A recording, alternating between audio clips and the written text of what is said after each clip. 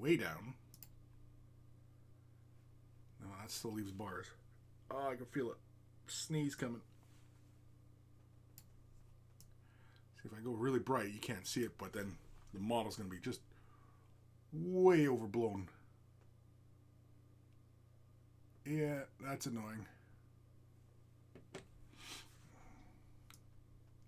But it's a limitation of, you know, of the webcam, as it were. Screw it, we'll leave it there.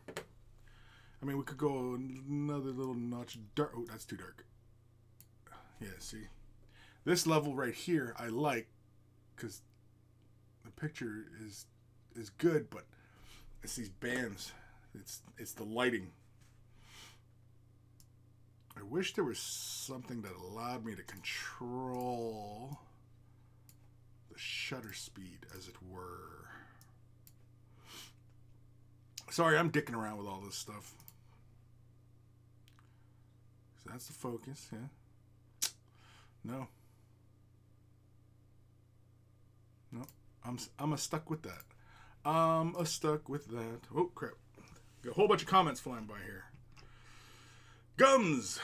Subscribed with, is it with Twitch Prime or just subscribe? Yeah, you subscribe. Cool, thank you. Really love the YouTube vids where you follow one model, several vids, rather than just one thing and then a new model, etc. Okay, cool. So, yeah, I mean, that's good to know. That's good to know. I know it has been expressed many times by many different folk how, you know, a lot of people do kind of prefer, you know, moving between one project rather than just jumping all over the place. People are wondering what the hell I'm doing right at the moment. I am looking for, what's on this color? Looking for my coppery tones.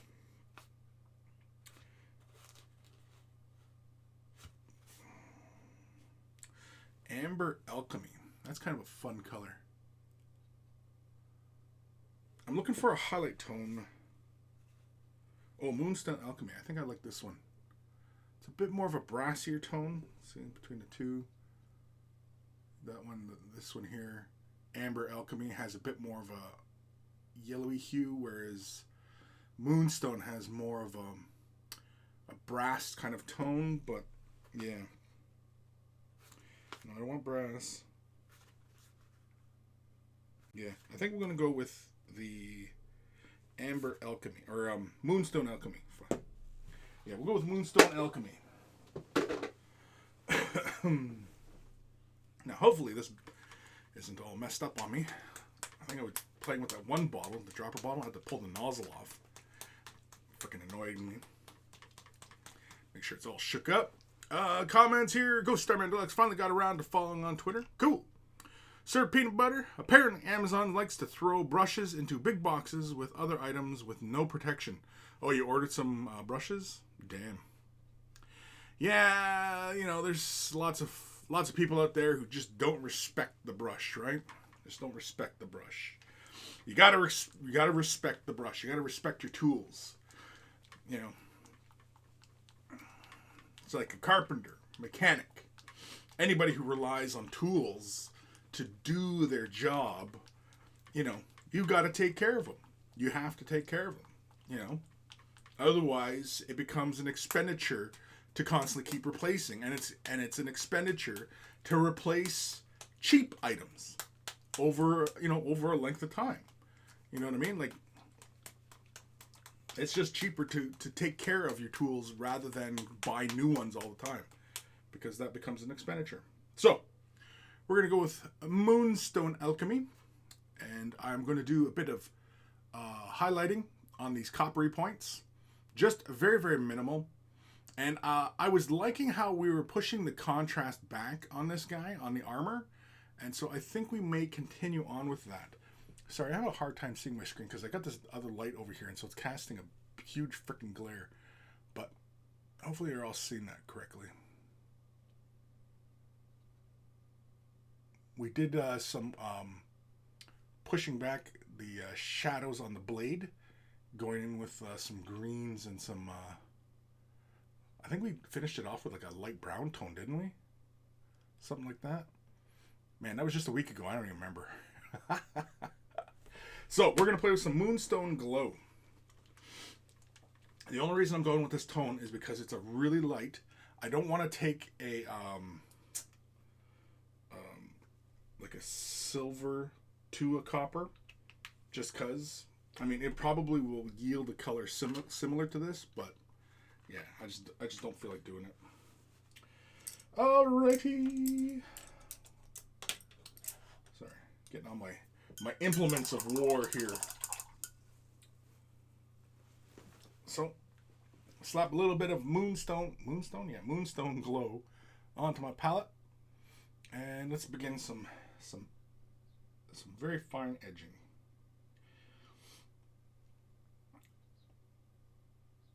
Now this model, we're not pushing it to a super high standard. Am I okay here? Yeah, okay. I am having a hard time focusing on. Oh, okay, there. I was too close. There we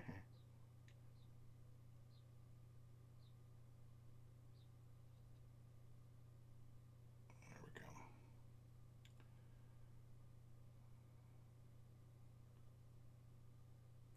That's a little too thick, but we can always clean that up later.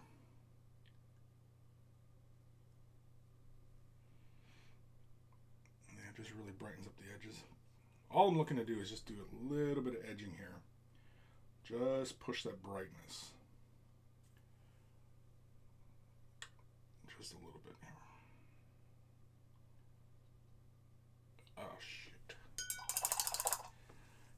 Too much there.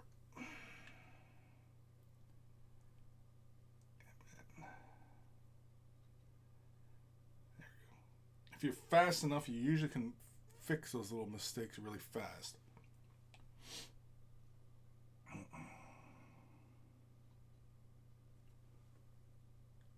If you're fast enough. If you're not, then you gotta live with it.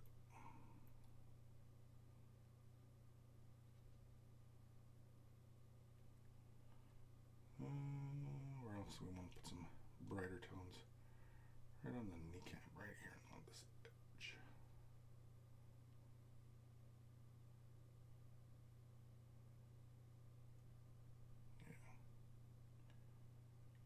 Yeah. Ever so slightly.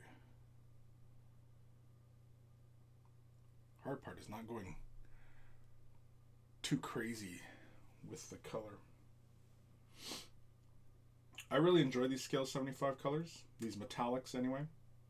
I really, really enjoy it. I'm sure anybody who's been listening to me for any length of time has probably heard me go on and on about these colors. I do really enjoy them. As far as water-based acrylic metallics are concerned, these are some of my favorites. They just seem to flow just so nicely. And that is an accurate term, flow nicely.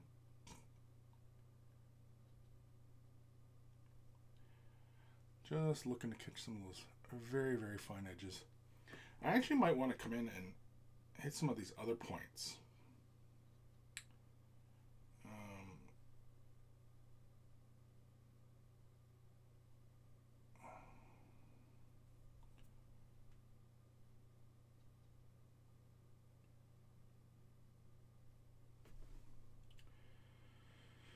I want to push the contrast just a little bit further. Just for, a giggle's sake.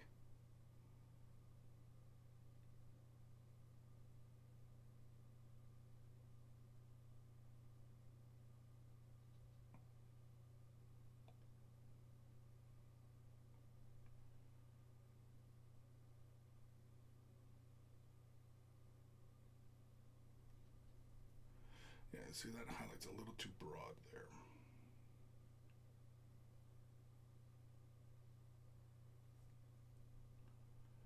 Yeah, right on this toe here, it's a little too broad. I don't like how that looks. I might have to come in with Kind of like what we did with the axe last episode, where I turned a metallic into a glaze just to reestablish some. I think I did it for the copper too, didn't I? Just to reestablish some of that metallic shine, because you see, like, it still has some metallicness to it, but it gets kind of lost. I think I'm gonna come back in with let's do what is it, Hashut Copper? Yeah, it's Hashut Copper. What's the other one? Screaming Bell? Screaming Bell. Yeah, Screaming Bell's the copper. I'm gonna grab both just because. But yeah, so Screaming Bell, we're not gonna use this one right away. But I am gonna use this Hashut Copper, because it's just a really fantastic copper. Ghost Starman Deluxe. Fine edging. Old Man Logan. Good day, Chris. How's it everyone going? How is everything? Oh, how is everything going? Jeez, I can't read. You and the family doing okay? Yeah, we're okay.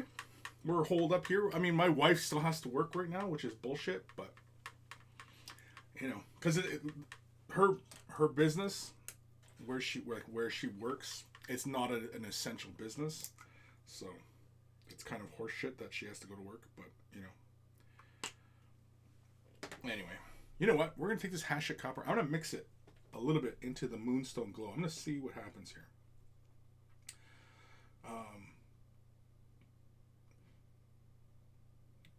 Actually, I like that tone. So it's kind of in between. I've just mixed just a little bit of the Moonstone Glow into the Hashut Copper. Yeah, it's kind of a nice in between. And yes, you can mix Scale 75 and Citadel colors together. Nothing weird will happen. It's not like, the universe implodes, or, I'm going to use a little bit of Lamy and Medium here, just to thin it out just a bit. Because I do want to glaze with this. Yeah, we'll use this brush again.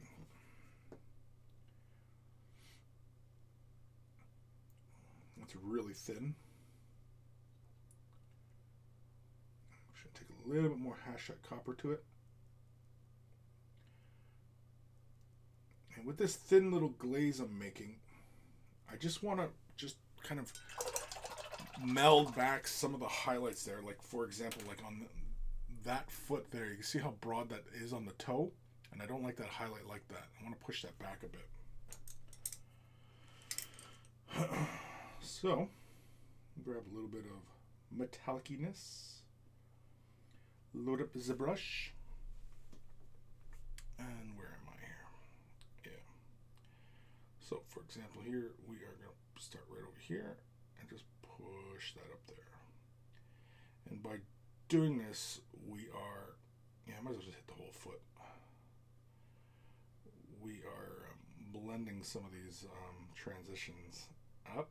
Now, I am pushing some of that shadow color back again, but that is not a huge issue for the moment. But this is allowing me to, create some of the in-between tones on the colors. Like, see here on this knee, it's just a little too far away. On this knee here, it's just a little too broad of a highlight. And so using this kind of in-between color, I can push that back and create the in-between tone.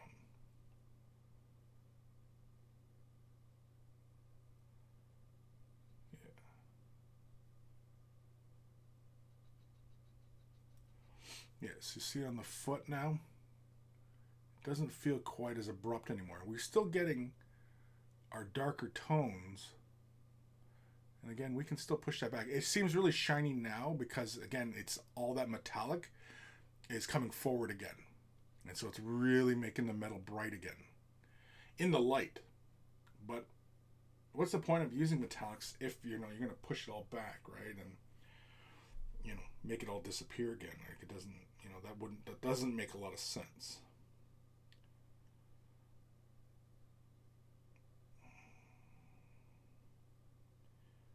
So all I'm looking for is just those little in-between tones. That's it.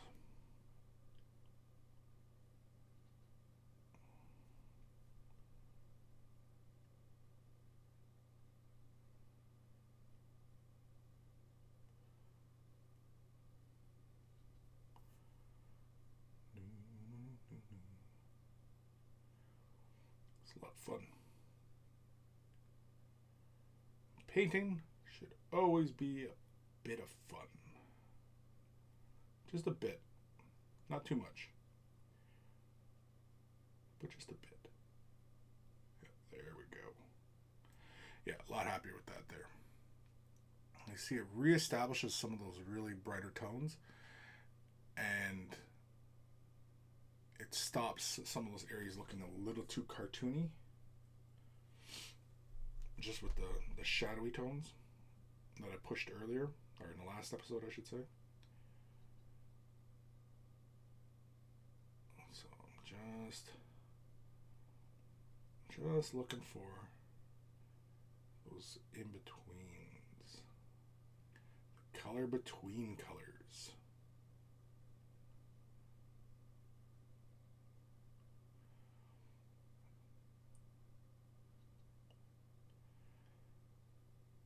Now, not necessarily do you want to have, especially a Nurgle model, have your metallic tones, pushed so brightly.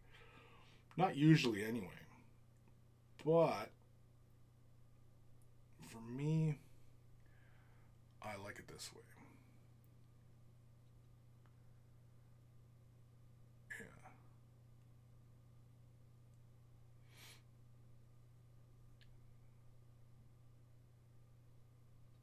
Yeah. Sir Peanut Butter, yeah, there's being debate at my work if we're truly essential or not. At least they're going to give us hazard pay.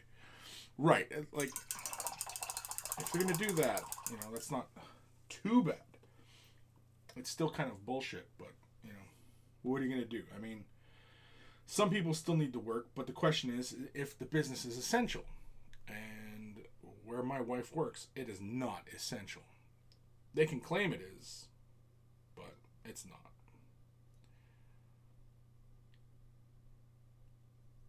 And the company does make very questionable decisions to begin with.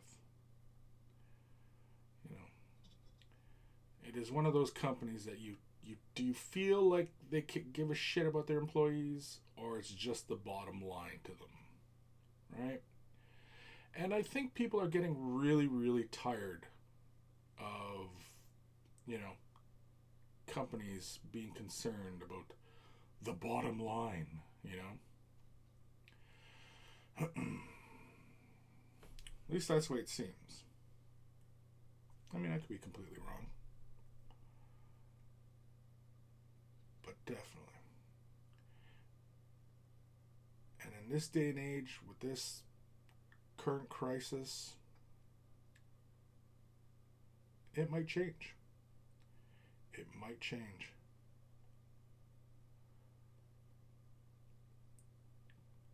You can probably hope, right?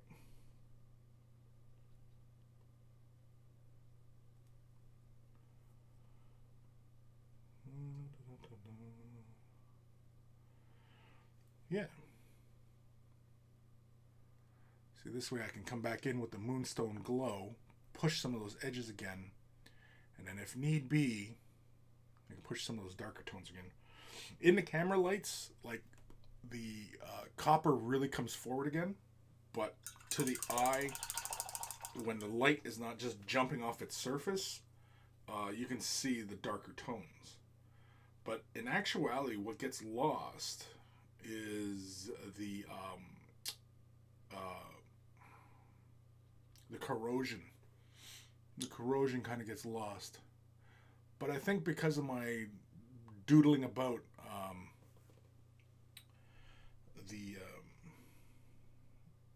I'm going to have to come back and redo it, as it were. Let's see here. Yeah, I'm going to create a little bit more in between here on this section here. Just a little bit. Oop. Hit the arm. Thankfully, it's just a thin glaze because it's not too noticeable when I do make a mistake like that. Sometimes, I just run with it. I don't even worry about a mistake. I just like, screw it, because I know I'll come back and hit it with something else later. So I'm not usually too concerned about it. Yeah, see how just a thin little glaze of metallic just really brings that back. Yet when you pull it out of the light, the darker tones come back through again, which is a lot of fun. And it's a lot of wiggle room to play with the color, surprisingly.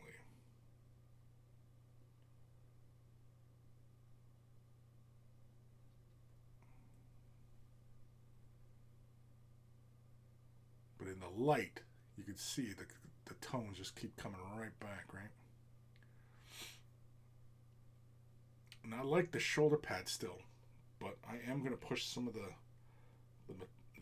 mid-tones here just to get a bit of brightness and push that.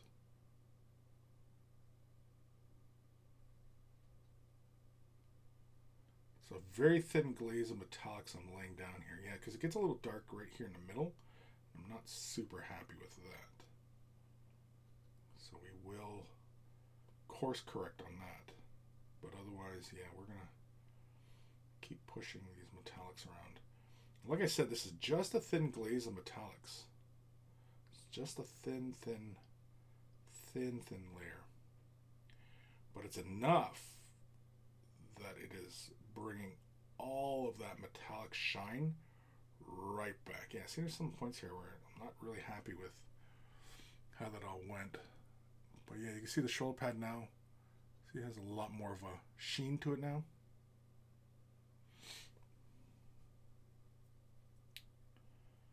Oh yeah, I made that little boo-boo earlier. Clean that up too.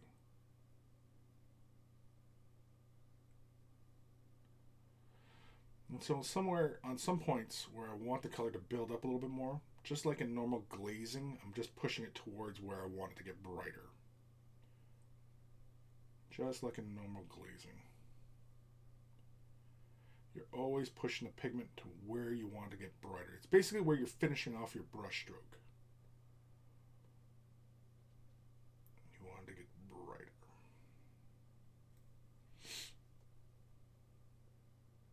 Kind of like that.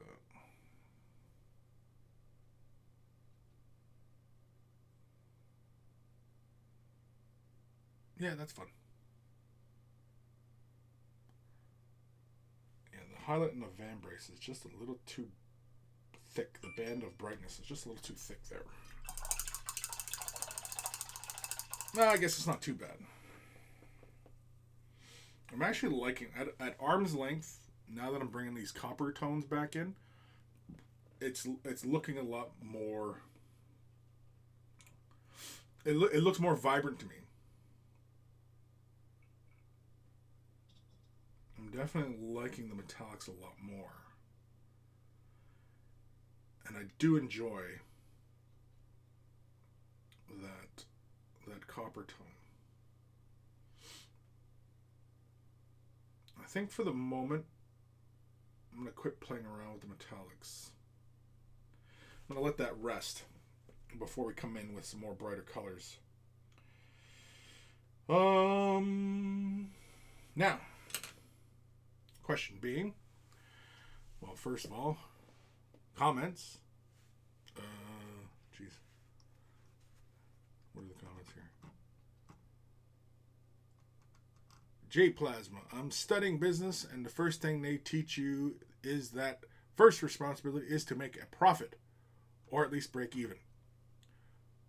Sure, I mean, but at the expense of your worker, I don't think so. It's not make a profit above all else, because that sounds like some very debatable ethics. Evidently, for Hobby Lobby, even God is concerned about their bottom line, so much so that he has revealed to them in prayer that they should remain open. Yeah, that's kind of crazy. I don't think there's any Hobby Lobbies in Canada, but whenever I do go into New York, I usually stop at the Hobby Lobby, just because, because there's a lot of stuff. Like we have a Michaels here in Canada, and I find that their prices are often very ridiculous, and they often don't have what I'm looking for, and they don't often have a very good selection of shit. Whereas Hobby Lobby, it's like the size of a Walmart with many different things, and like drawing supplies, paints, model kits, and all that stuff that concerns me. That's a good, probably about, I don't know, 1/6 of the store. Everything else is like floral or sewing and some wood crafts, knickknacks, stuff like that, right? But anyway. J Plasma, oh God, I saw that story. That made me decide never to shop there again. I mean, one, if you are, really that concerned about that kind of thing, then yeah, don't bother shopping there. But, I mean, Walmart employs unethical practices. People still shop there, There's tons of unethical practices. Hell, even the very nature of consumerism right now. Everything in Canada and the US, just about everything, is made in China. Right? Which means that Canadians and Americans lost jobs so that these companies who manufacture products could make it cheaper so that they could have higher profits. Right? So.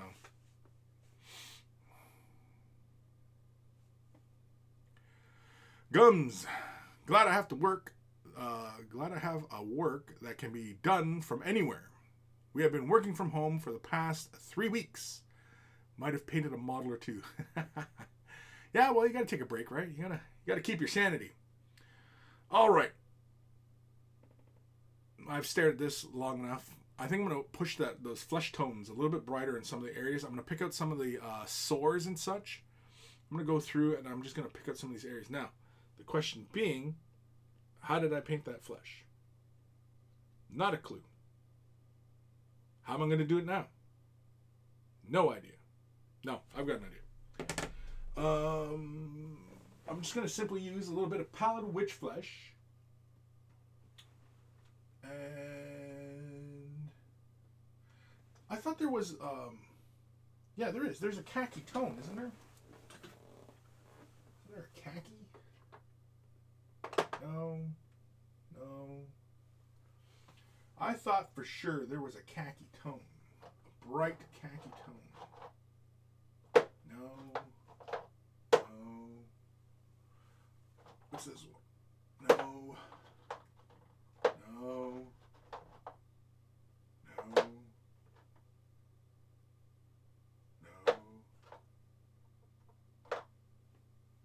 I guess maybe I'm cracking up, but I thought there was an edge color.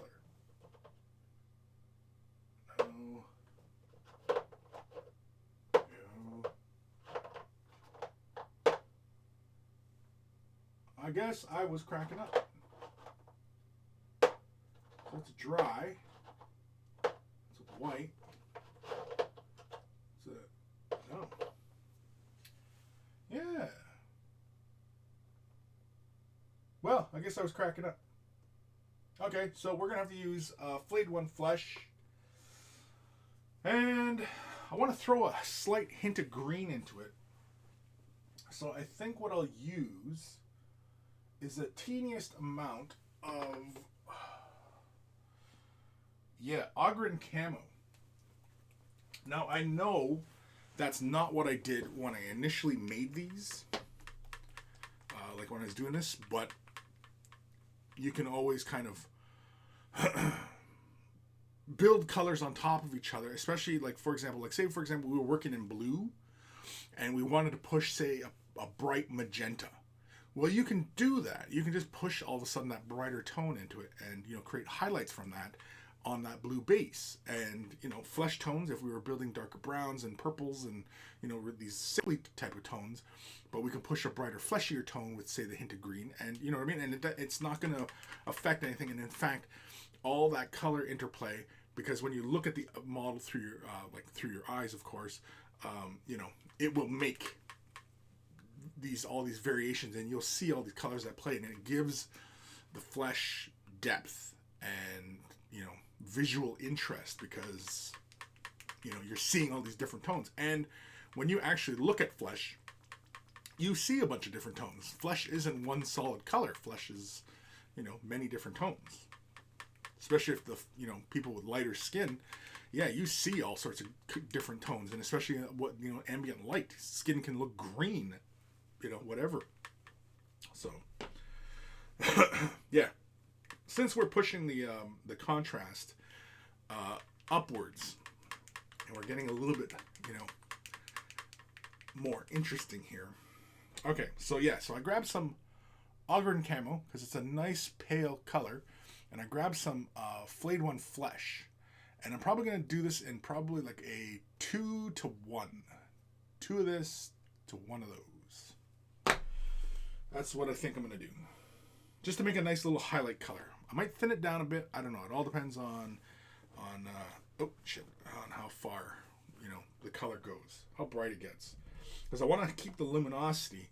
But see, on his flesh, you can see that there's brown tones. We got the little purple tones around the wounds, but there is some greens in there, and I want to preserve that feeling of greens in there, because that's what keeps a lot of the model playing together, right? Because pretty much the entirety of the model has green values on it, either in its armor as the corrosion, on the axe head as corrosion, the flesh has this pale green tone to it, the silver has greens in it, the horns are green, you know what I mean? Like, there's green tones all over the place, and we want to preserve those. So we want to, and besides, it's Nurgle, so it's thematic, right? Old Man Logan, I am thinking that at some point, Ricard Flesh was involved for this model. I would assume so. I would assume I started at Ricard Flesh, and then probably gave it a wash of probably, what's that camo color? Athonian camo shade? I think I probably gave it a shade wash of Athonian camo shade. I like doing that for Nurgle Flesh, because Athonian camo shade has brown greens in it. And for Nurgle, that's a lot of fun for the flesh tones. It works great for camouflage. It also works great for Nurgle flesh, the way I like to do it. And then, of course, for sores and stuff and creases, I like to come in there with, like a magenta or a purple, or, something along those lines. Anywho, Augerin camo. Let's grab one little dollop of that. So when I say a dollop, that's about a dollop. Slappy-voo onto the palette.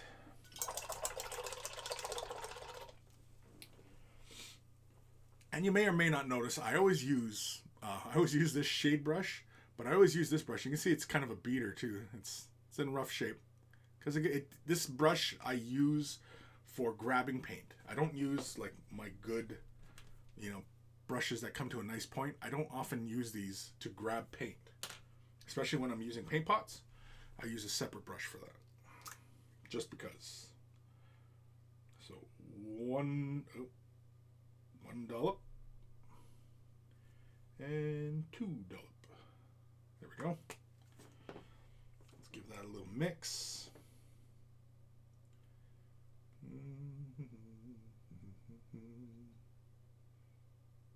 Actually, that's not a bad tone. You can just barely see the green value in it. Just barely. But that's what I was looking for. I was just wanting that slight hint. I wanted the brighter tone. But yeah, that's all I was looking for. So now, let's grab a brush. Just the dampness of the brush, just to thin the color out ever so slightly. Just like so. And Let's start highlighting some areas. You know what, let's start at the hands. Because I kind of messed these up anyway, doing these other areas.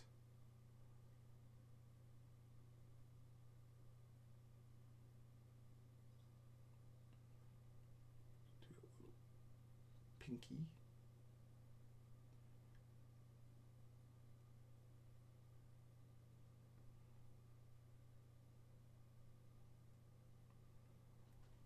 Yeah. So I'm just going to move through.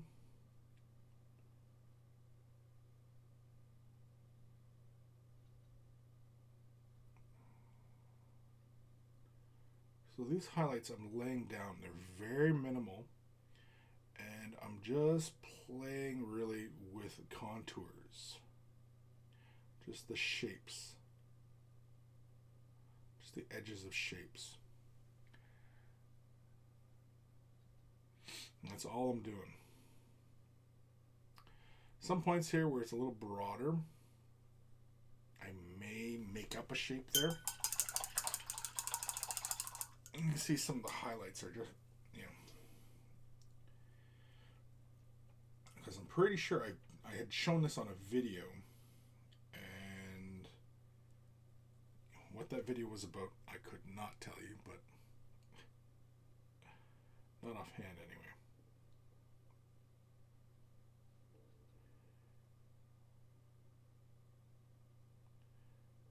I might break down a little bit of this just to create some highlights on some broader points. Hard to say. Some of these little areas look like they could use some better highlights. Again, this was painted a while ago.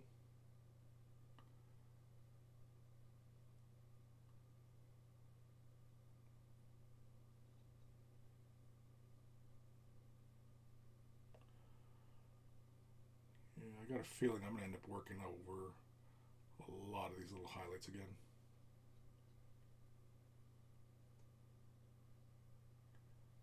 Yeah.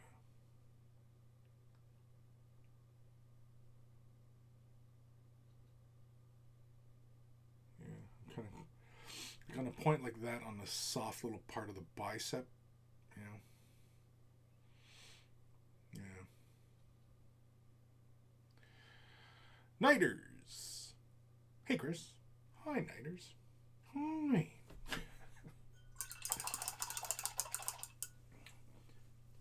Normally, in this instance as well, you should work from a wet palette, especially when you got a lot of color mixtures going on, and you're not wasting a lot of paint. I normally don't work from a wet palette, just because I film a lot of my efforts, and you know, just don't. It's because of filming. I had a question the other day about what I use as a palette, and I've been asked it a million times, and I'll answer it a million more times. But yeah, it's just a pane of glass and shit. That's too much.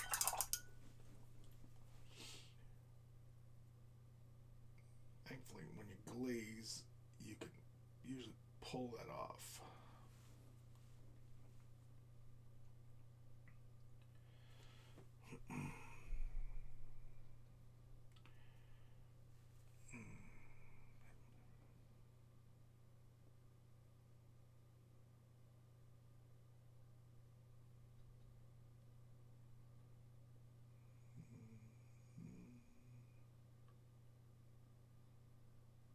If I go quiet, it's because I'm concentrating. All my brain power is in one place, as opposed to the other places. Usual.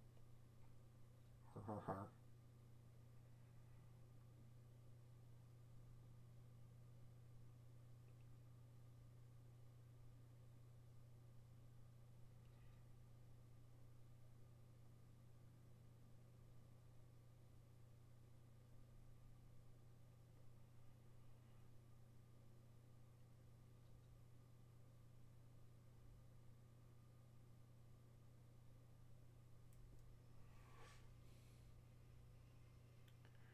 Yeah, I'm already much happier with just pushing this slightly brighter tone into the model. You can see how we're pushing those recesses a little further back. We're defining edges like the wounds and such. We're pushing those back. Just getting just a far more visually interesting look. Now I am going to take a little bit of this color, put it here. I'm going to grab a little bit of medium, put a little drop on my palette. Give this a little mix. I'm going to make a very thin glaze. But I'm going to use medium because I want it to stay quite controlled. Oftentimes, when you glaze thinning your color down with water, it breaks down that surface tension. And I often don't really care for that. Just because you end up kind of, having to fight, because oftentimes when you break the color down with water, it breaks that surface tension down. So when you lay it on the surface, it wants to gather back up, right? It kind of beads back up like water, right? It normally does. And so when you use medium to break the color down into a glaze, it stays it keeps that viscosity and it stays on a surface better. Which is often why I prefer to glaze with medium, added to my color. But I know there's plenty of painters out there who love glazing, just simply adding water to the paint. And nothing wrong with it. Absolutely nothing wrong with it. Paint whatever way makes you happy. I just want to get some of these tones in here, create a bit of a transition between the two. This little bicep is bugging me because it's just kind of an abrupt highlight there. I'm not happy with that. Oh, excuse me. Actually, let's bring some paint down here. There's actually not a lot of work done down by his legs here.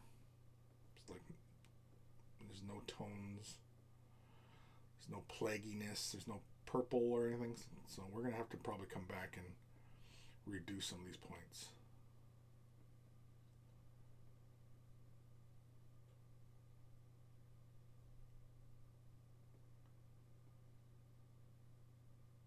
I also want to push the shadow back on this arm here. It's kind of broad, so I'm going to push that back a bit with just a bit of glaze. Just going to go like that. I'm just going to push it back just a bit.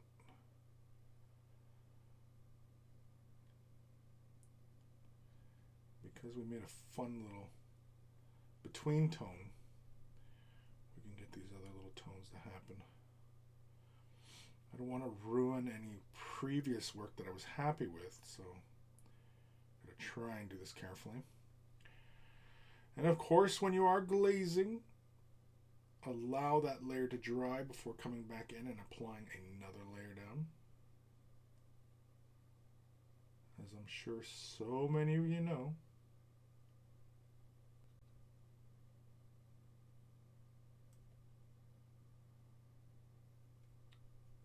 Come back in over here.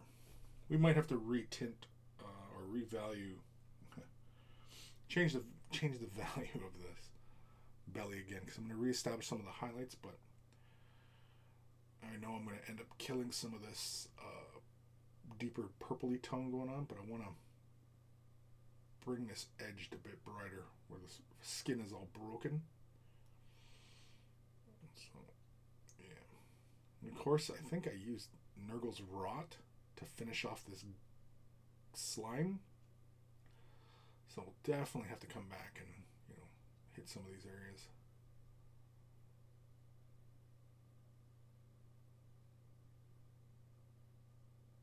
Yeah.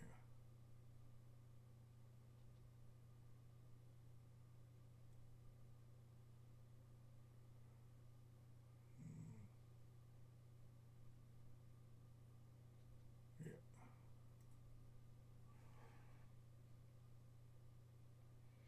Just a little bit of junk like that. It's too much.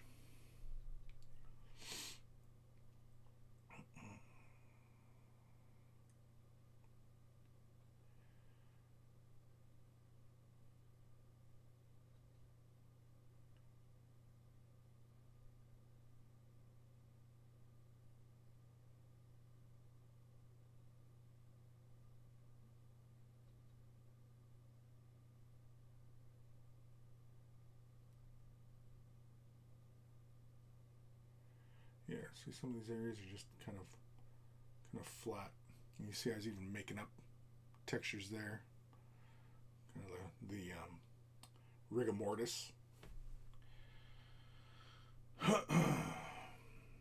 Just fun stuff like that. Just making up rigor mortis, because that's what you do, right? When you're painting Nurgle stuff, you have fun. You get to play around with all these, disturbing type of themes on a model surface, Just a lot of fun. Nurgle is definitely my god, because it's just too much damn fun. Just too much.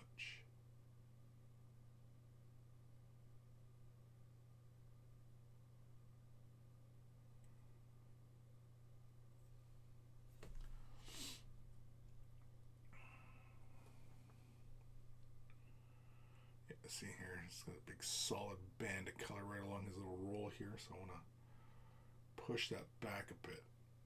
So just with that little layer of glazing, create transitions between the two. And that's really the point of glazing, these highlights like that. See how you create the in-between layers, because that darker tone and the lighter tone, and then with this thin lighter tone, you go over that and your eye sees the highlights, and that's your eye does the blending. On camera you can still see, it doesn't look like a blend per se, but your eye perceives the blend.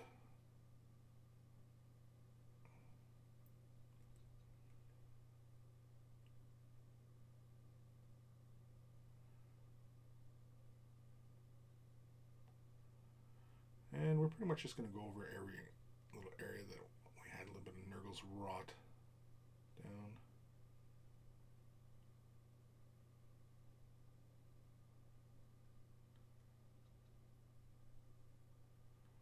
And I'm just pushing brighter tones wherever I want. Just building up some of these bright areas. I want a bit more light on the shoulder here.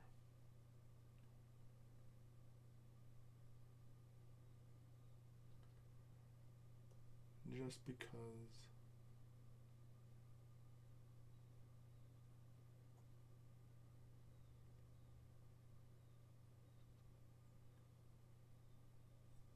I really want the color to build on that bicep.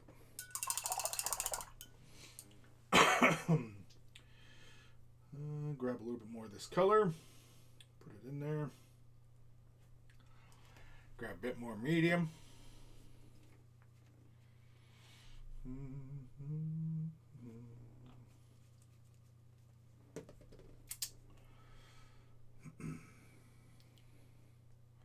Nighters, Chris, do you know anything about some ultrasonic cleaner?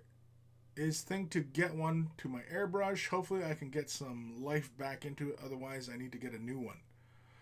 A new airbrush or a new ultrasonic. Do you need an ultrasonic cleaner? Yes and no. An ultrasonic cleaner will be able to clean out and,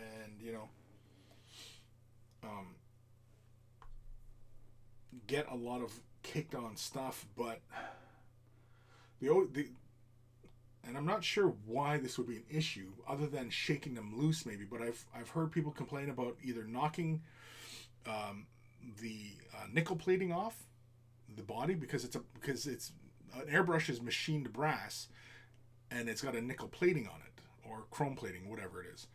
And I've heard people complain about the plating getting knocked off from the ultrasonic, because the ultrasonic, it's about the cavitation bubbles. That's what cleans in an ultrasonic.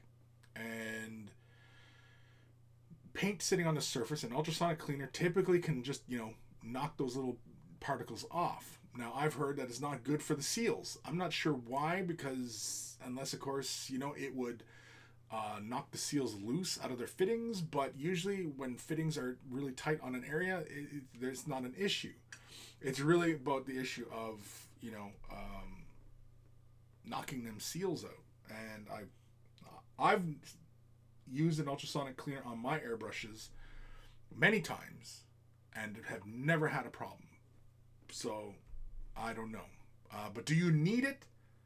Not really. Because, I mean, if you know how to take your airbrush apart, which you should, it's just good maintenance, and clean those parts out. Now, I often will just use iso alcohol. Sometimes I've even used just mineral spirits to break down some really hard stuff. But yeah, I've even heard over many years not using Windex in the airbrush because it can take out the chrome. And oftentimes, all these problems, they all relate to the chrome coming off, the nickel plating, whatever it is. And I've not seen that. But I only ever use Badger brushes. So if you bought, cheap, China brushes, well then, I don't know. But yeah, and I've only ever used Badger. So I can't say.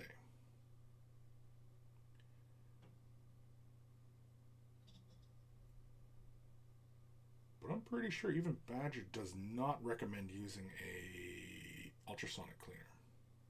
Pretty sure. Yeah, these legs are kind of chintzy on the highlights, so we're gonna have to build up some highlights here soon enough.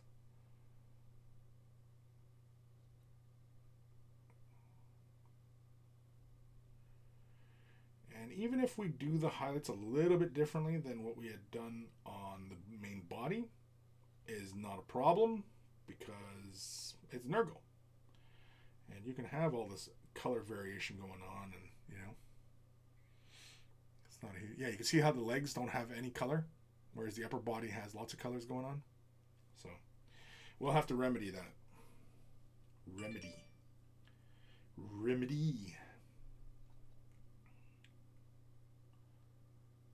So I'm just going to push these highlights a little bit more again.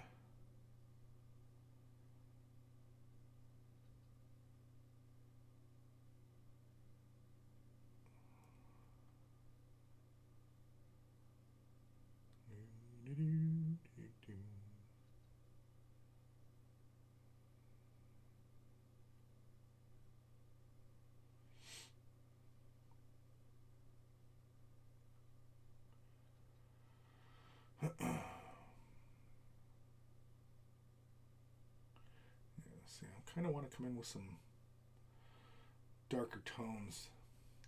There's a lot of purple going on, but it's okay. It's Nurgle. We're forgiven.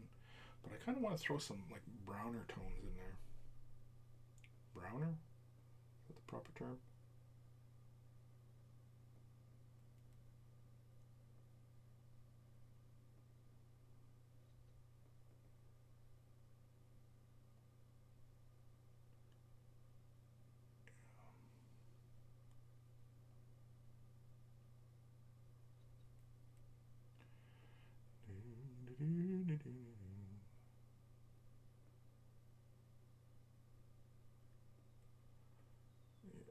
Got all that Nurgle's rot going on in there.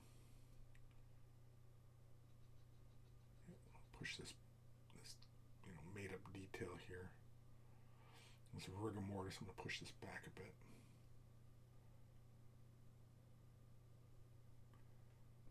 Just like so.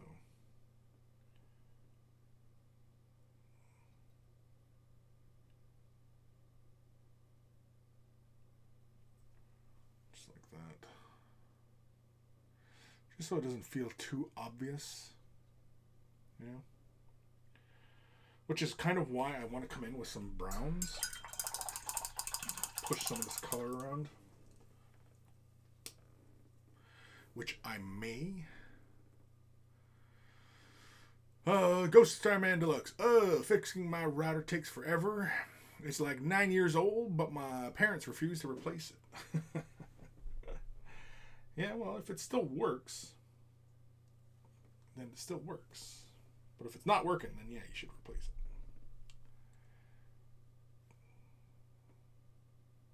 I don't know how many routers I've gone through. Quite a few.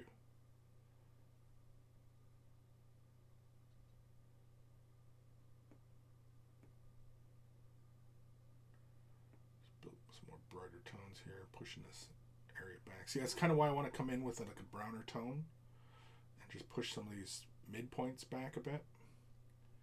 Just so I don't have this abrupt color change between the purples and the flesh.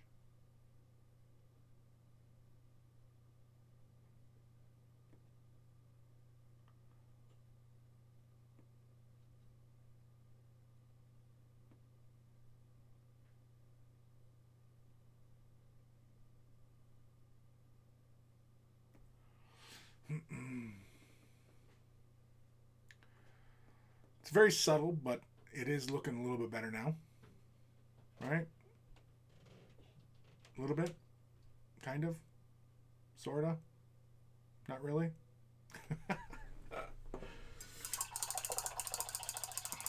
To my eye, it is definitely looking better. There's a little bit more definition going on in those tones now.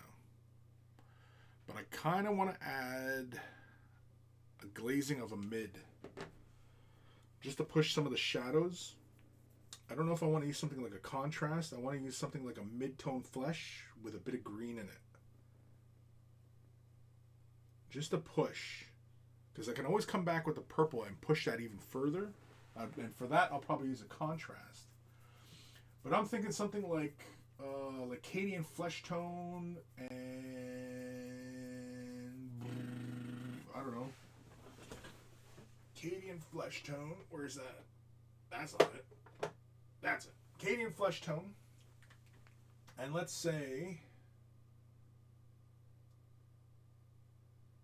Strachan green. That's a little too light. I want a little darker than that. So let's say Elysian green. Elysian green kind of has some nice yellows going on. Yeah, we might have to make a mixture of these two.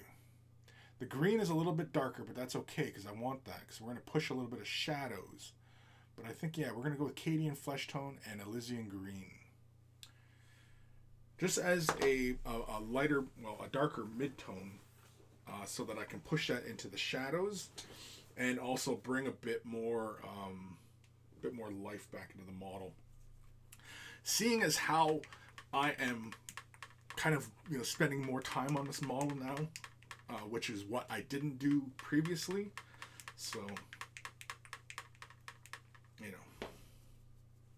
we're just building on a paint job that we had done years ago.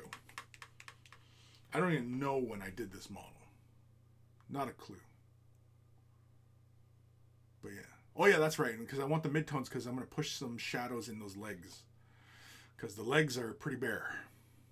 And some of the fat rolls on his back are kind of sparse on between colors and such. So we want some of that. Nurgle-bum. Nurgle-bum.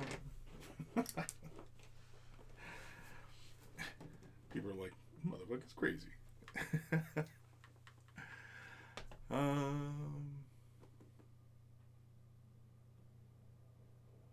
Old man Logan, start saving your allowance and replace it.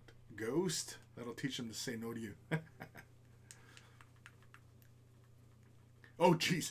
Yeah, Ghost Star Deluxe. It doesn't help that it often ends up on a radiator. Yeah, that's kind of pain. Get one yourself, but they'd probably whine at you. That's funny. We're gonna do let's do a 1-to-1. We'll do a 1-to-1 mix.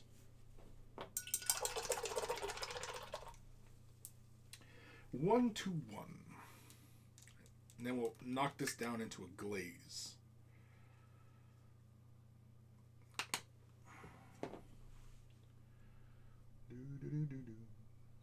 Yeah. Yeah, that's fun right there. Oh, I like that.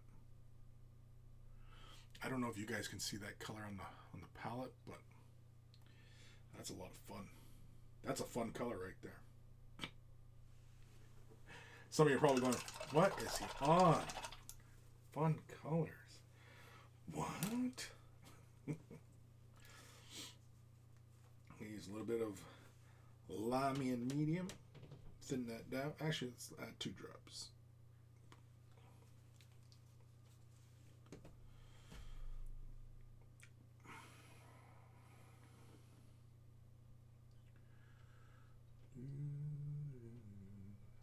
Just kind of lightly mixing it into the whole mixture here. And again, as I mentioned, this is probably something where, again, like I said, you'd probably want to have a wet palette present so that you can properly do this. But anyway, I'm not too worried about it. So let's start off on the legs. Let's build some darker tones here. Get some interesting colors happening. Damn, this almost looks like the flesh tone. The base flesh tone.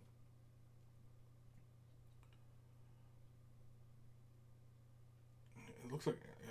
shit, I can barely see what I'm doing. If anything. Might actually have to go darker. So I'm just kind of laying it in. The camera can probably see it, but yeah.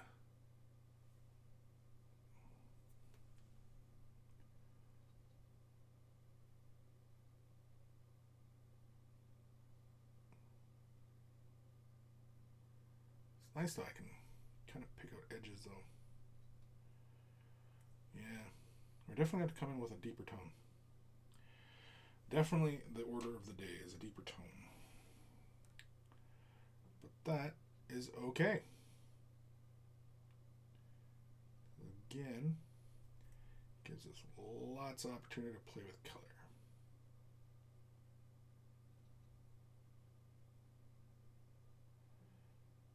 And to clean up little boo-boos, as I'm finding. Yeah.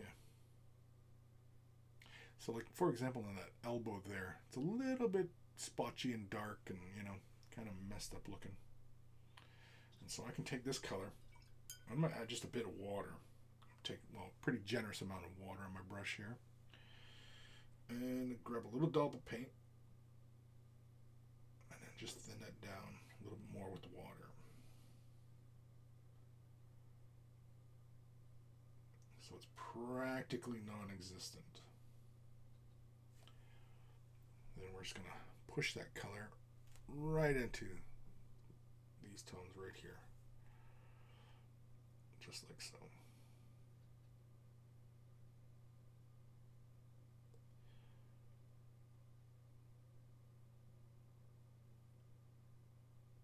It's a little too much paint on my brush, but it's okay. I'm going to try and keep this along the lower half of the roll. I'm going to run it right over the shadowy area. So I want to just bring a bit of a warmer tone there. It's not really, I guess warmer really isn't the word, but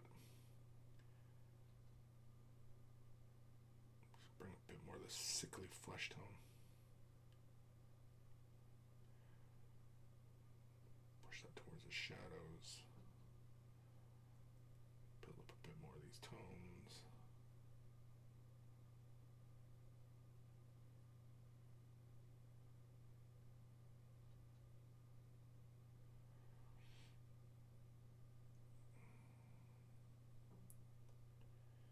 Yeah, I think what I'm going to eventually do is probably push the purple tones back a bit more.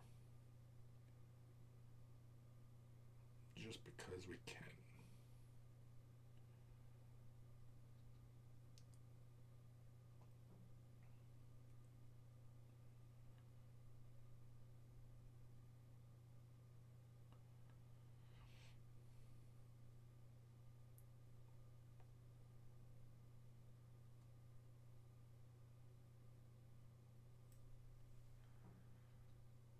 Yeah, you can see how like a lot more of the green values are starting to come forward. That's what we're looking for. But I also want something a little bit more opaque, just so I can build into some of these areas where some of the shade wash was a little too intense. So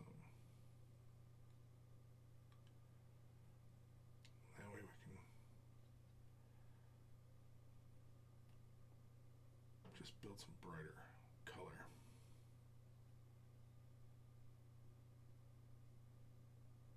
Yeah.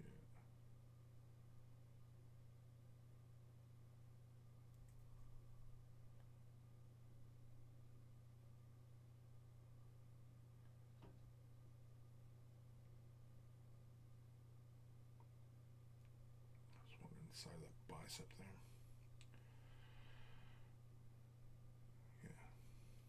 So this little pectoral area.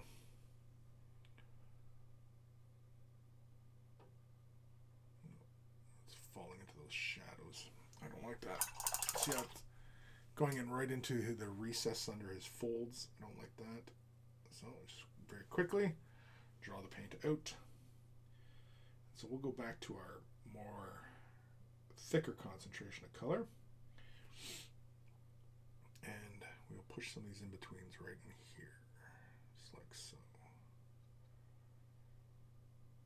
Just like so.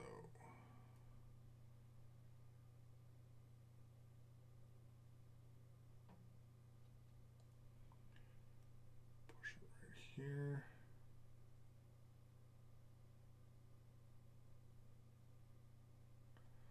As I mentioned, we will probably knock a lot of the purple tones out, but that is fine by me because we can always put them back in. Because how I do it is just simply with a thinner glaze color, like Drucci Violet, or now with the contrast, because when this was painted, the contrast colors weren't around. So, yeah, we can build it up any which way we want now, which is fine.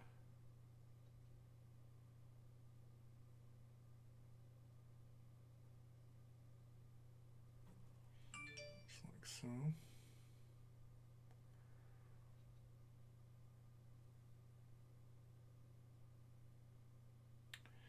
Yeah, I'm liking that a lot better.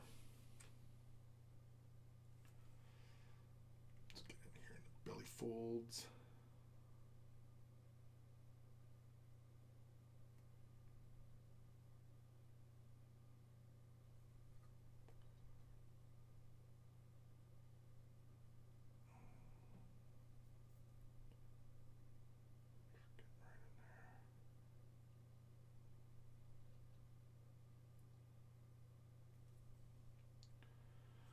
This arm. Let's push some of this tone back a bit. Yeah, see there, we can properly push that shadowy point back a bit, so it's not so abrupt from that vambrace on the arm. I keep calling it a vambrace, but is it a vambrace? It's a vambrace, right? I don't know. Just get a bit on this bicep here. Just like that.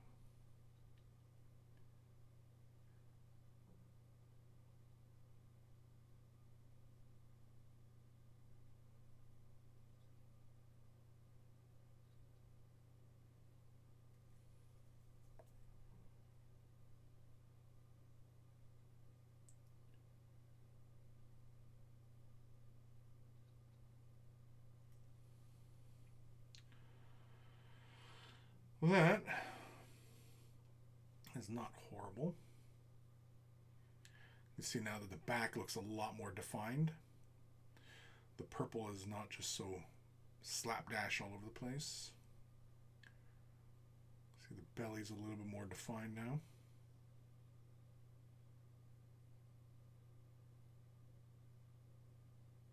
I'm mostly happy with how the belly and the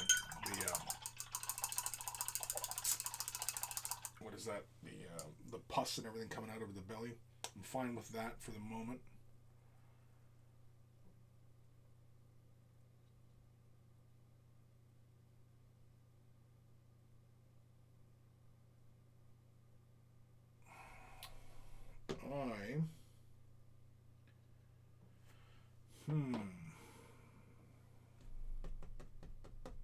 What color is this? Incubi Darkness. just because it's sitting here, I'm going to use a little bit of Incubi Darkness. I'm going to add it into the flesh. It's not a very saturated green or green-black color. It's really kind of a, blue-green. It's a dark, very dark tone. It's a really fantastic color. It's a great way I like to highlight black tones. But I'm going to mix this into the flesh tone here. Just to get me a much deeper tone.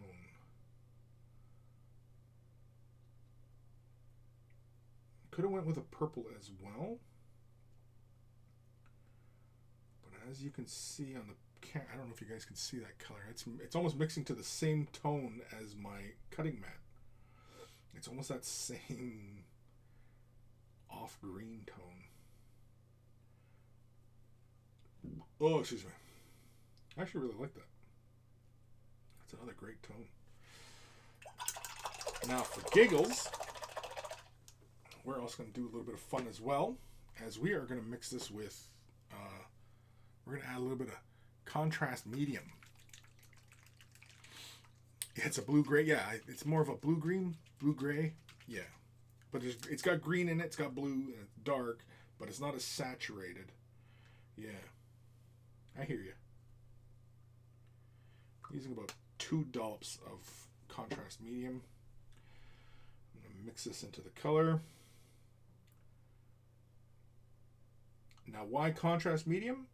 Well, if you've never used contrast medium before, it has the similar quality that the contrast paints have, where the viscosity, it will creep into the recesses and it'll flow into the details. And so, for example, like on his elbows, I'm gonna add it, and you're gonna see. Watch this, because we have this really off greeny tone. Where am I? Yeah, there we go. So watch this, and it'll fall right into the recesses. I'm applying it almost like a shade wash, but I'm applying it just where I want darker tone. Just like that, and you'll see how it's falling. See, like in the fold of the elbow, you can see see how it's really saturated right there. Almost like a shade wash, right, where it falls into the recesses. And that's really kind of what I'm looking for. I want it to fall into those areas, give me some variation in color and tone. Oh, that's too much there. It's too much. I'll come back and fix that. I'm hitting most of the area, but yeah. And I'm just pushing the flesh because of this darker green tone, because it's also changing to a darker green in the recesses. It's pushing everything back towards a green, which is what I'm looking for. Just like that. But I don't want it pooling too much in like some of the little pock marks, so I'm going to pull that out just like that and that. Some of the little areas, again, like right here, I really don't want it to change that value too much, and I don't want it settling in that either. But yeah, see on the elbow when it dries, see it's a little bit thicker in there. Not thicker, but it's a little bit richer in color, but that's okay.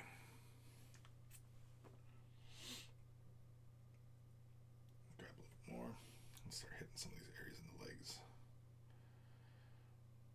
Now the green, the deeper green tone, I want that in there because especially where on little areas here like the armor and such, I want some separation without having to go to a darker color, like a dark brown or whatever, or even going to a black. I just want that little bit of separation in tone. See now how the leg feels a little bit more separate from the armor, as opposed to this side, right? And that's all we're looking for. Just looking for a little bit of separation. I'll get some interesting tones. Of course, next to the red is the green and red values. That plays really fun.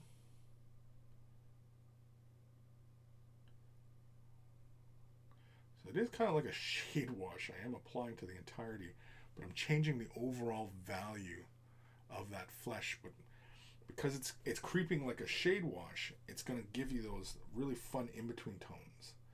Now, I often recommend people not rely on shade wash to achieve, particular effects.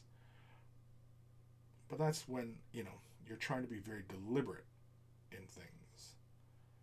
And I'm deliberately letting this fall within certain points.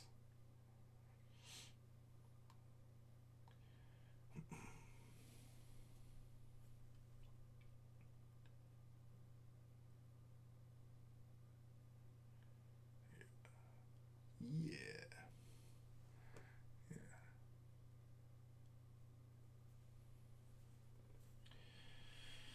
Come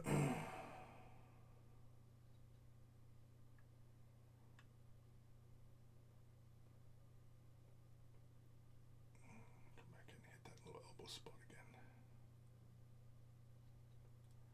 And all I'm doing is I'm just pushing it into some of these areas where I want just a little bit darker tone.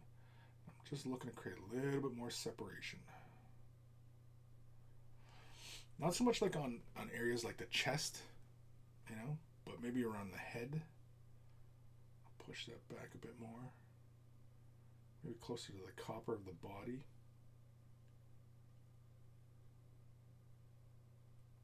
The folds.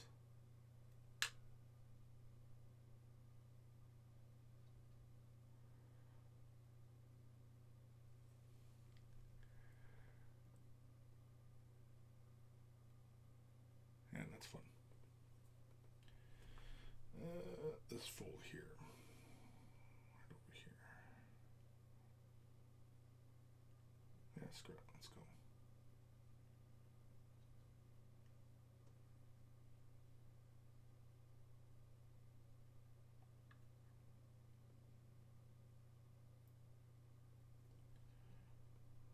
I'm just working the color in from the sides of the belly up towards the center.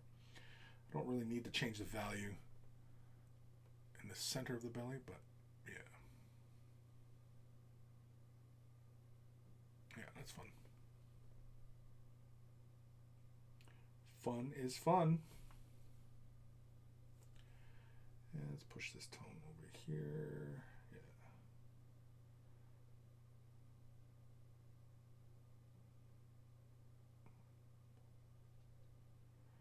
Yeah, we can reestablish these high points as well. Not too worried about that. Push back some of these purples. So I want the purples there, but I don't want them, too dominant on the surface, right?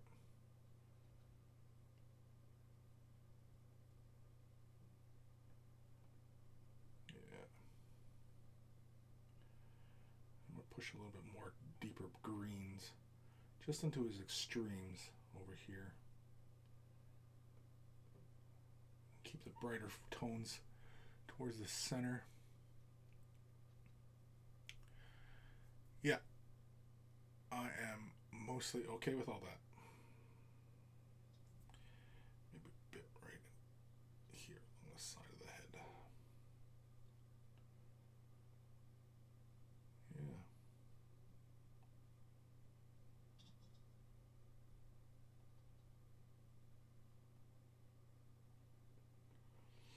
And the fun thing is that when you're playing with the color like this, it creates all of these very interesting little variations in tone, and you see these little spots of color here and there, and it just adds to the whole vibe of the model.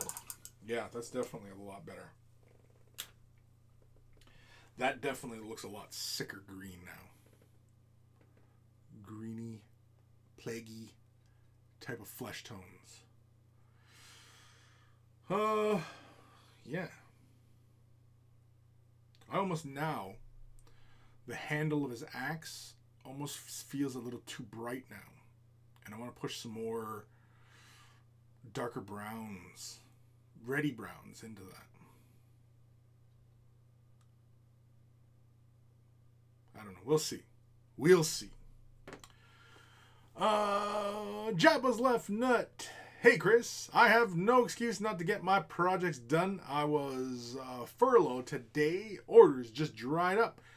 It's a really strange feeling. On the plus side, the UK government are paying me to paint models and by extension paying my Patreon, so paying you as well. Well, thank you. Grim, very nice. Yes. Having a bit of fun there, Grim. Having a bit of fun. I'm definitely enjoying that flesh tone a lot more now. We're just kind of building out some tones, but definitely where you got the purple tones, they give you almost that like under veiny look. As you can see, I'm definitely happier with all of that now. The purple before gave us a nice effect. The purple is still there, but now it is, it is more shadowy now in those areas without having to go to a black or anything like that, right? No, I'm happier with that. Oh, you know what I didn't do? I didn't do his knuckles. His hands. Better do a little bit of his hands here, between his fingers and such. Let's get a little bit more tone going on. Yeah, see his hand there is a little still too purpley. See his hand's a little purpley here. Completely forgot about this detail.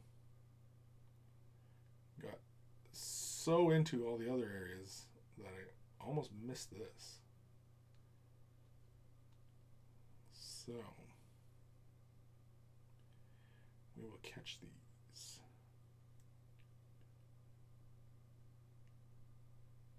More. So we're just using this color just to push our shadows. Give us those in-betweens. Our mid-tones.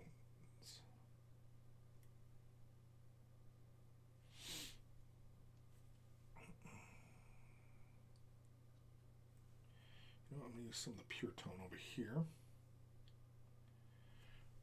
Push that right there. Just give us a little bit darker.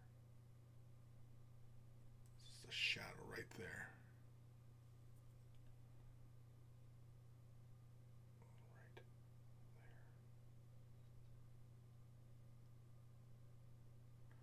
It's a little bit abrupt. It's okay. We can always come in with like a purple or whatever. Just want to push that a little bit more. Yeah, I want to push that right along that little fold as well. But this way, I am going to thin it down a couple hairs. Not quite like what we did with the contrast side.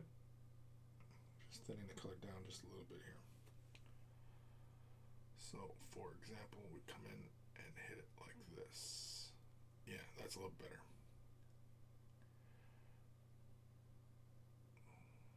Yeah, that's a lot better, actually.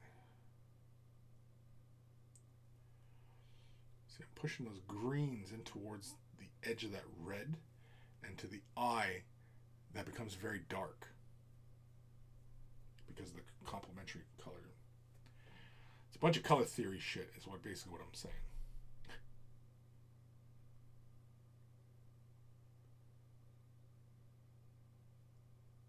It's all that color theories.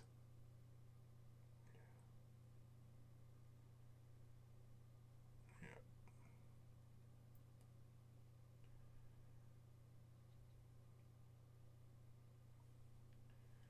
Just use that to create a little bit more separation.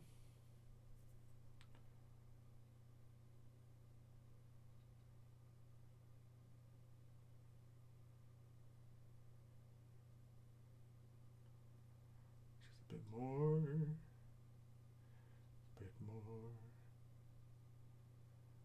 Yeah. Because again, if we want to push those shadows a little bit further, we can always just come in with a little bit of purple. And that purple will knock, like see, like we got here on the underside of the arm here, it'll knock that color way down. This purple's so dark.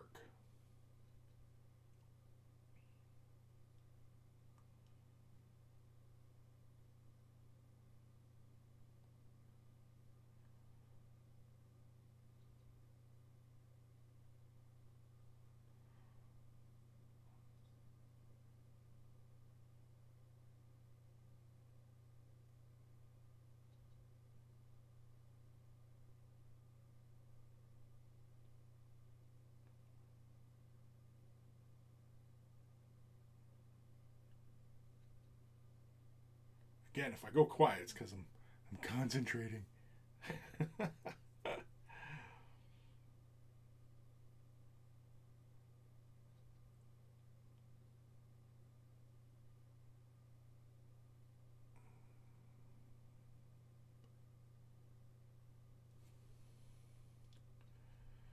Push the shadow right here. This one in the little nape of his head. Just like so. Push that one between his shoulders.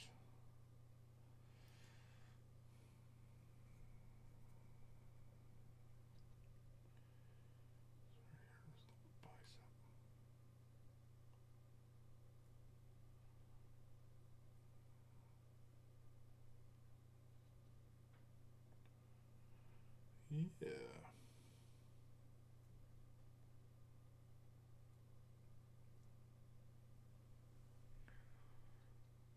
Just like so. And just like that, we've really pulled a lot of the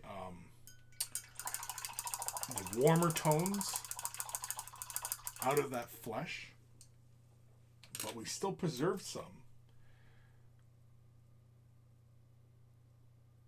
We've knocked a bit of that purple out and let it remain as our shadow. And now we can build in back in some brighter tone just to pick edges out and come in. And so I might actually come back in with my mixture of Flayed One Flesh and Ogren Camo as the highlight color. I might glaze that, or I might just simply layer in just a few edges here and there just to brighten up some of those corners. I don't know, but we'll see. No other comments? Nope. Time we at here? 1:34. Holy cramoly, we got 26 minutes left of the show. Jeez Louise. I didn't realize it was going on for so long. So what happens when you get into your efforts, right?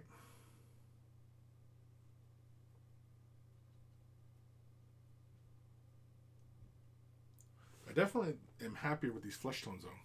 They are a lot more fun. See on the back side here. And like I said, we can always come back in with the purple values and push some of those darker tones. Hell, I could even come in with a mixture of, say, what is it not? What's that purple tone? Which color is this? That's a blue. Levidon, right? Levidon purple. Isn't that what that color is?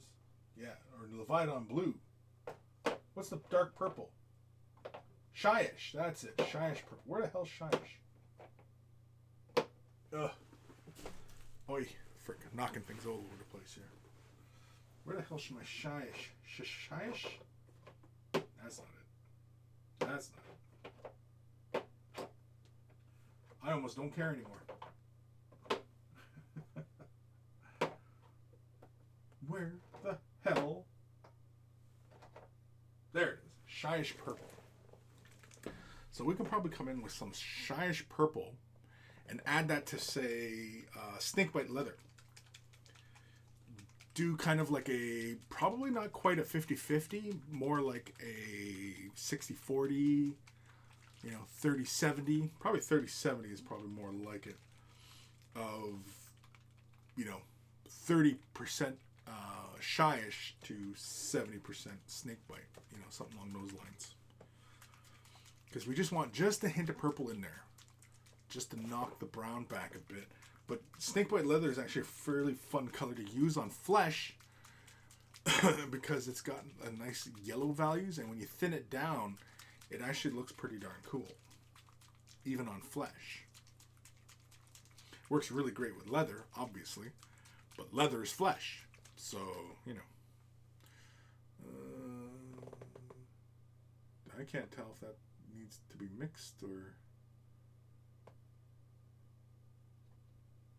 I can't tell. I'm going to shake it a little bit more here. Bum, ba-dum, bum, bum, bum, bum. Bum, bum, bum, bum, bum. Bum, bum, bum, bum, bum, bum, bum. What's going on here?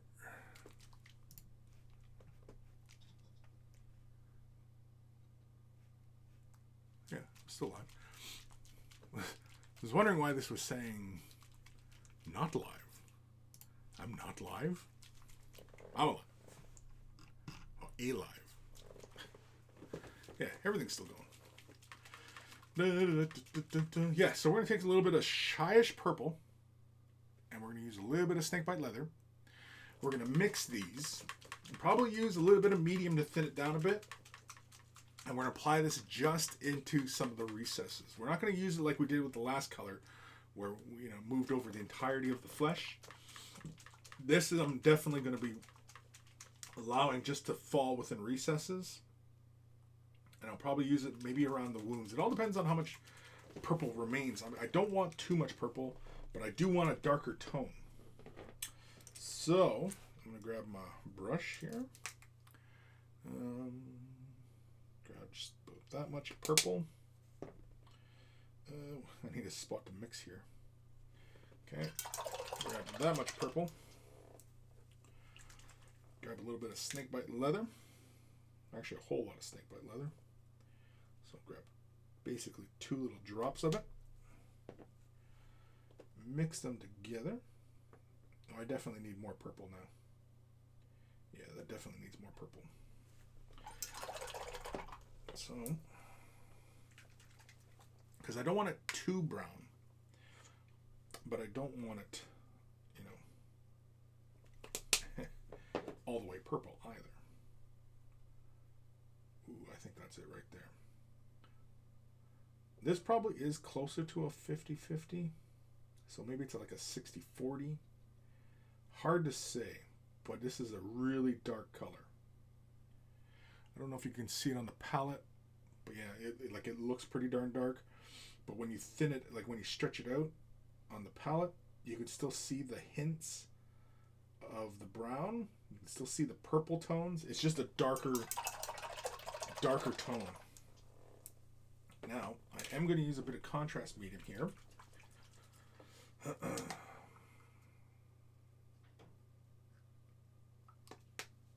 Just a drop. Just to thin it out ever so slightly.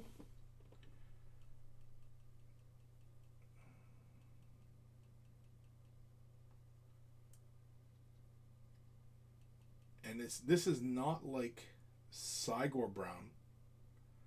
It could, if I really sat, like, no, because there's still a lot of play there. Anyway, we're going to push this just into some of the recesses here. I'm going to start at one of the legs, and I'll let you guys see what this color looks like. It's really fun, but we want it just like right in here. Yeah, you can see how when you pull it out just a little bit, you get a little bit of those purples back again. I'll show you right there. See how the darker tone comes in? Yeah, some of those purple tones come back to play.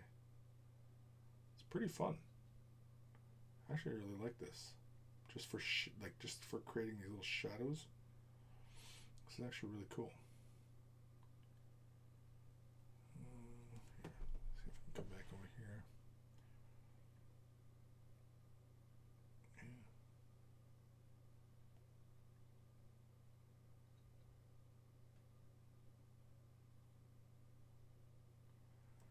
Yeah, just for giving me those darker tones again. I don't know how well you can see on the camera, but when I move the color around a bit, yeah, you can see some of the purple comes back to play.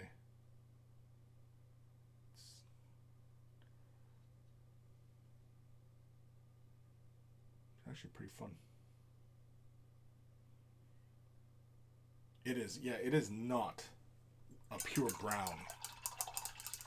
Yeah, it's got this like almost tar-like color. It's making me ill just looking at it. So we'll grab some more, do the other leg.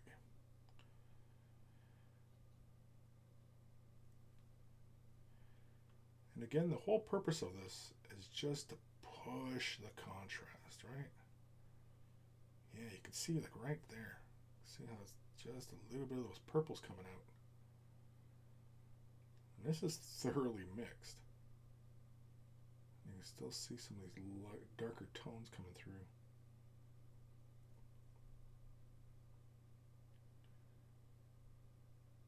Pretty darn fun. It is so much fun playing in Nurgle color schemes. So much fun.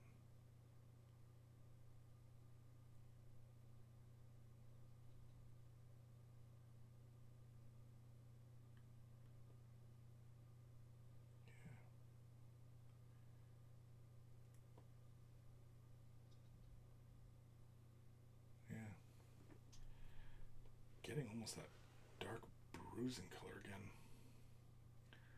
See how it dries? Yeah, you can see that purple shadow in there. It almost looks like what I've got going on right here, but not. Yeah, let's just grab straight color. I was just debating whether I wanted to thin it down just a little bit more, but we won't. So all I'm going to do is I'm just going to push this right into the recesses here. Basically draw in the shadows. Allow it to play very deliberately.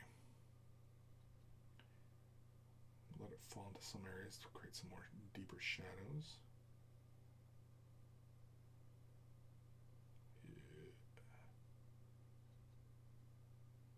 Yeah. Just like that.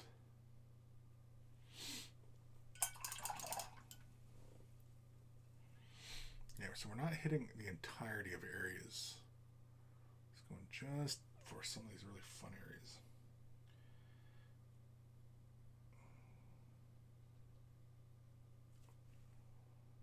So on the back roll here, I'm going to just hit most of that.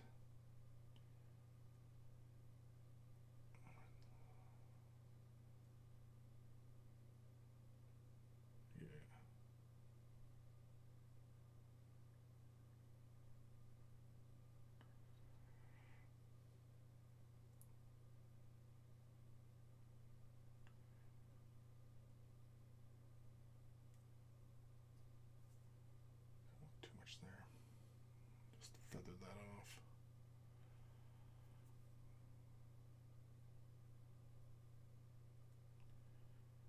Going here.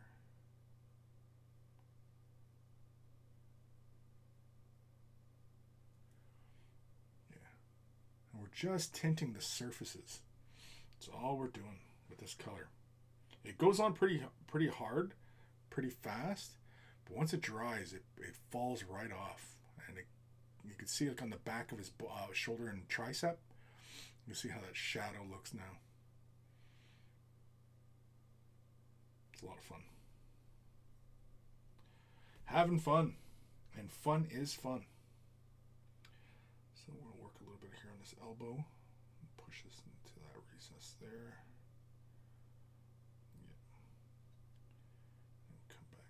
Here, push that right up into that shoulder joint to make that disappear.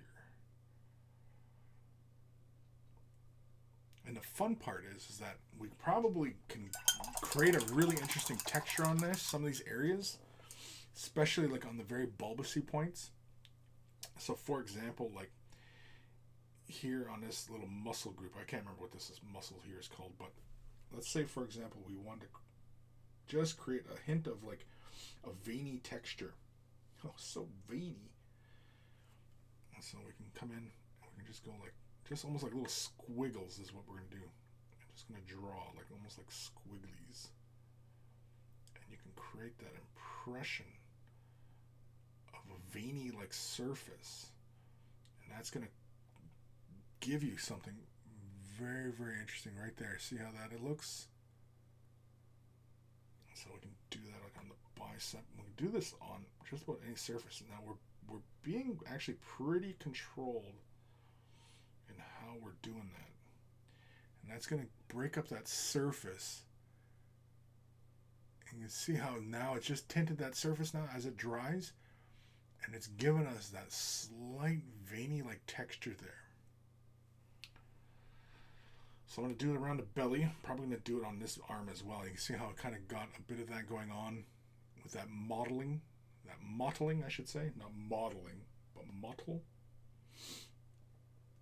And so we can create that illusion of veininess. Just by just squiggles on my brush is hitting my head here. I can just come around and just, it's a very, very tight little squigglies, and that gives the impressions of veins under that surface. I'm going to push these shadows a little darker here just because we're building into that point. But as it dries very subtly, and again we can push these highlights up again, which is what I will be doing. I want to thin this color down just a bit though. It's thickening up as it's drying on my palette here. Just using a bit of water, thin the color down. Yeah, there we go. Because I don't want it so saturated that when it dries, it's going to be hard, abrupt lines on the surface, right? I'm looking just to create the impression of these little things going on. That's all we're doing is we're just creating that impression. That's it. It's a little too much paint on my brush, but it's okay. So I'm just creating shadows, creating tone, creating visual interest as I build some of these textures out. Let's see here. We're just going squigglies. Basically what it's doing is where you finish that little tiny brush stroke, it leaves like these little specks, and that is what we're looking for. So we're just coming through, just building on tone, just like that. So I want to build it right up in this area here. This area looks a little too clean now.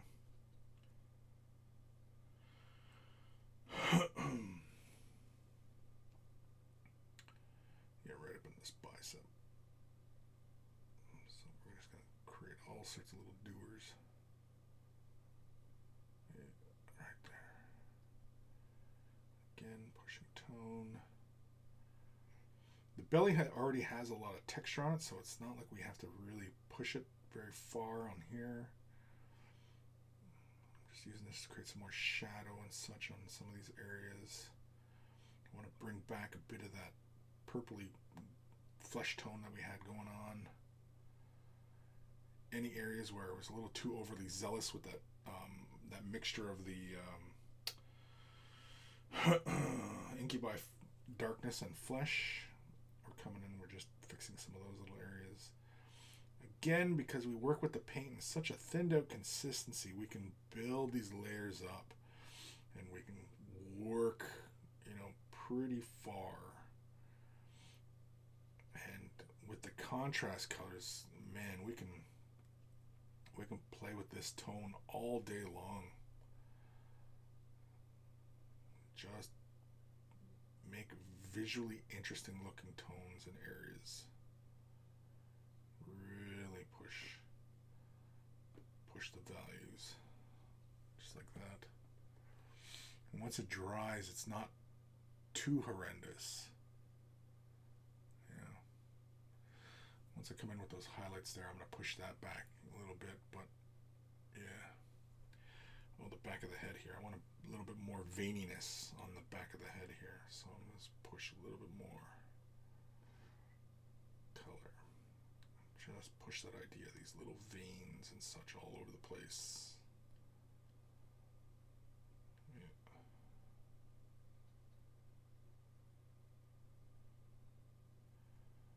Yeah. And that's all we're doing. And we're just building up this impression of texture. These little veins and things going on. It's just bringing this ugly son of a gun to life.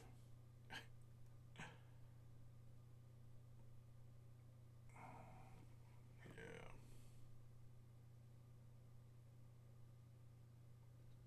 Oh, right. Forgot about the hand again. God damn it. Forgot about the damn hand. Keep forgetting about the hands. Just want to push some of the shadow around here. Push that into between those finger joints. Create a bit of shadow. Some shadows. Just like that. Create that. That.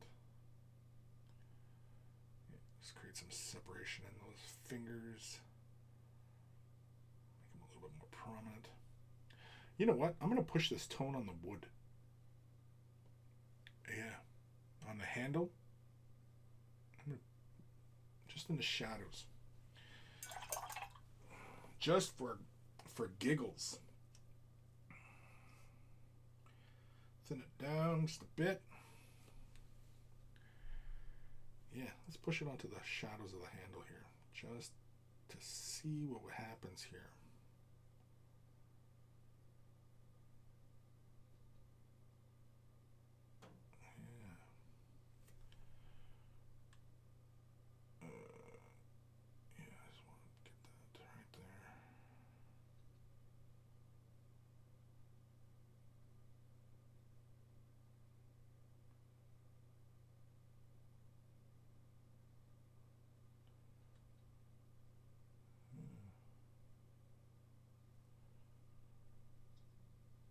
Because basically this is just a brown purple I'm using.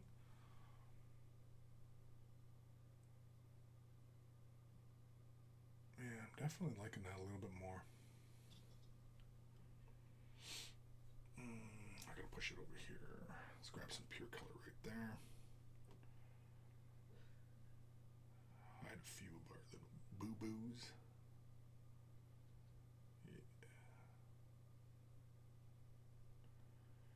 Yeah.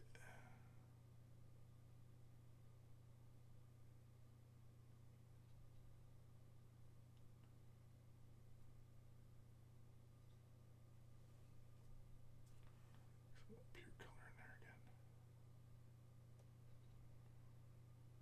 Push it right into that shadow.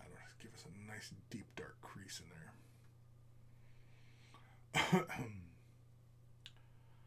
Oh, the handle. Shit. Forgot to put the little part here inside where his hand is gripping it.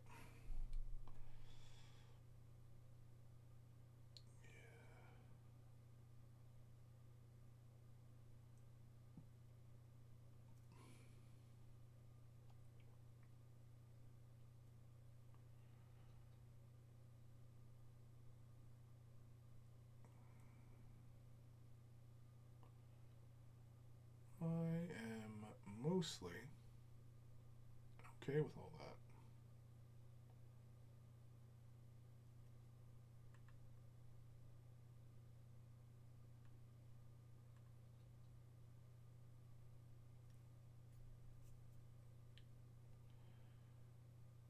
Push a little shadow right under there into the goop where it looks like his handle's fallen into the goop.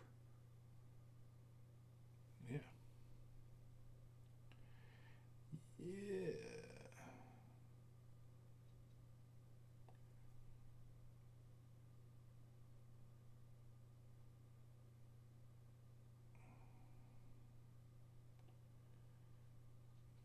Definitely. Yeah. I like that a little bit better now. It still has that nice warmer tone that I initially was going for. But definitely looking a lot better.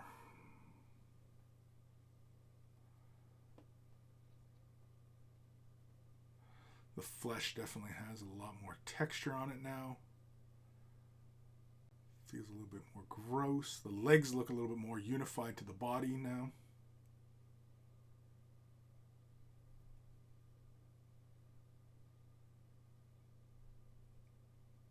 And so we will continue on. What time are we at here? 4 minutes left. So I think we will end her there. Any comments I missed? No comments. All right. Well, there we are. So I want to thank you guys for tuning in today. I know we're all stuck in the house and doing stuff. So hopefully you're being a little bit productive. If not, don't worry about it. And if you are, great. So what did we do in this video? We built up some of that metallicness back into the copper. To the eye, it looks really darn fun. And we played a lot with that flesh. We built up some highlights, and we pushed that really purpley tone back down, made it more of a subtler effect. We added more deeper greens into the flesh tones, giving it much more of a nurgly vibe now. I'm definitely happier with where it's at the moment.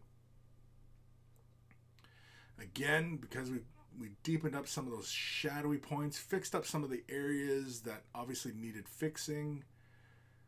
It makes the metal stands out a little bit more, and I like those visual breaks like that. Especially with the metal shining, and that flesh doesn't feel quite as bright as it did. But we are going to bring back some of that highlights into those flesh tones. So it's not going to remain that way. But I definitely like where we're at. Hopefully you guys have been having fun. Anybody who's been working on this guy, feel free to send a pic in. But yeah. Big thank you to all my patrons. Without you guys, these videos just wouldn't be possible. And if you're considering Patreon support, click the link in the description below or visit me and us at wayofthebrush.com, central hub of all this goofiness. Old Man Logan, thanks Chris. Grim, it's been a blast. I will see you guys later. Holy cramoles, there's only a couple seconds left, so I will end her there. Hopefully you've been having fun. Hopefully, as I've been venturing through color, playing with tone and variation, hopefully it's kind of, open your eyes at least at how we often use these colors, especially for a lot of you who, are only used to working within Citadel range. That you can mix and match through color lines, other color lines, and of course when you are playing with even the colors within the range, mixing and coming up with other variations. Like I'm sure Shyish Purple and Snakebite Leather don't get mixed together very often, and I don't think I've done it until today. But I definitely like. I definitely like where it goes. That is a lot of fun, and I'm happy with where he's at right now. The tone is almost like flesh, but there's greens there and there's purples there. It's definitely like it almost looks. If anybody remembers the artwork for Lost in the Damned,